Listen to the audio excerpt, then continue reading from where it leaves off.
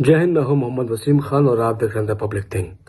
साल सन 2014 में भाजपा सीवान के नेता श्रीकांत भारती की हत्या कर दी गई। इस हत्या का इल्जाम कहीं न कहीं पार्टी के जो आला कमान के नेता थे उन्होंने पूर्व सांसद मोहम्मद शहाबुद्दीन पर लगाया। खैर, इसके बाद स्वर्गीय श्रीकांत भारती जी के जो राजनीतिक सफर का जो जिम्मा था वो उनके पुत्र सत्यम भारती पर था। सत्यम भारती ने पूर्व में पार्षद का चुनाव लड़ा था और वो पार्षद का चुनाव भी जीते थे, पार्षद रह चुके हैं।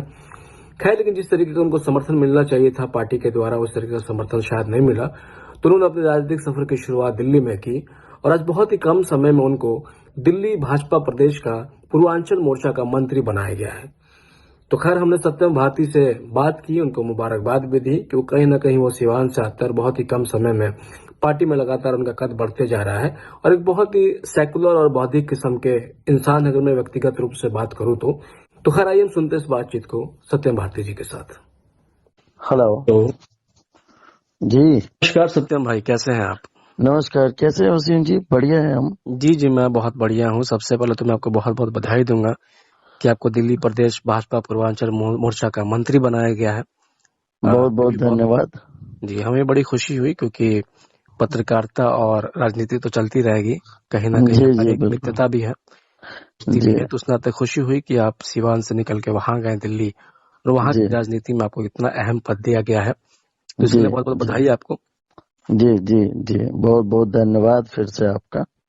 जी बेशक। देखिए सत्यम भाई, बहुत ही आपको एक अहम पद दिया गया है और बहुत मुश्किल है वहां तक, जैसा आपका जीवन हमने देखा है, खास तौर से जिनको नहीं पता है कि आपके पिताजी की हत्या कर दी गई थी, उसके बाद बहुत मुश्किल, बहुत ही तकलीफों का सामना आपके और आपके परिवार ने किया। जी। उसके बाद जिस तरीके से भाजपा के कुछ नेताओं द्वारा आपको इग्नोर भी किया गया कहीं ना कहीं, क्योंकि आपके पिता के जाने के बाद जाहिर सी बात है कोई भी पुत्र बहुत ही ज्यादा अकेला पड़ जाता है, टूट जाता है। बहुत सारी कंट्रोवर्सीज हुई आपको लेके। उस सबको झेलते हुए आपने जो दिल्ली में जाके एक बिल्कुल जीरो से शुरुआत की और इतने कम समय में आपको कितना अहम पद पार्टी ने दिया है। जी। सबसे पहले तो मैं जानना चाहूंगा, ये जो आपका संघर्ष रहा, ये जो पूरा का पूरा एक जो समय रहा, उसको आप कैसे देखते हैं इस समय को? देखिए, आपने कहा कि मतलब आपको भाजपा के नेताओं ने इग्नोर किया। देखिए, कोई व्यक्ति विशेष किसी विशेष परिस्थिति में किसी व्यक्ति को, उसके संघर्षों को, उसके शहादत को इग्नोर कर सकता है, ये उसकी अपनी मानसिकता है। बट मैं आपको बताते हुए मुझे बहुत खुशी होती है कि भारतीय जनता पार्टी सांगठनिक पार्टी है और संगठन कभी भी किसी के शहादत को, किसी के संघर्ष को इग्नोर नहीं करता। और मुझे लगता है, और इस बात को कहने में मुझे ना कोई लाज है, न हया है, न शर्म है कि आज मैं जो कुछ भी हूँ, जहां पर भी हूँ, अपने पिता के दिए गए शहादत की बदौलत, अपने शरीर में मौजूद उस ऊर्जा जिससे मैंने संघर्ष किया है, उसकी बदौलत कह सकते हैं। और ये सब लोगों का प्यार है, ईश्वर का आशीर्वाद है कि पार्टी ने मुझे इस पद के लिए मतलब चुना और इस पद पर रखकर मुझे एक सम्मान देने का कार्य किया।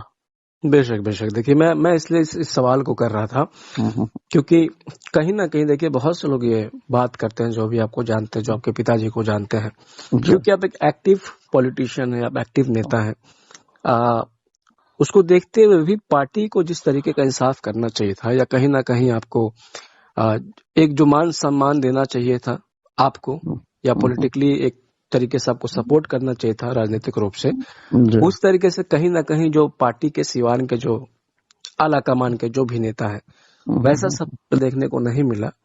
हालांकि कुछ लोगों से आपकी कंट्रोवर्सी भी हुई थी बीच में, उसको देखते हुए कहीं ना कहीं मुझे लगा कि ये भी एक कारण हो सकता है कि आप सिवान से दिल्ली चले गए, वहां जाके अपनी अपनी फिर से राजनीतिक सफर की शुरुआत की है। हालांकि आप पास्ट में आप पार्षद भी रहे हैं अपने इलाके से।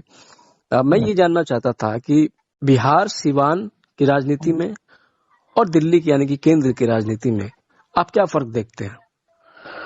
देखिए, जहां तक आपने मतलब सिवान की राजनीति और केंद्र की राजनीति की बात करी, तो इसका फर्क वैसे ही आप मान लीजिए, ये बौद्धिक क्षमता से आप इसको जोड़ सकते हैं, वही फर्क है।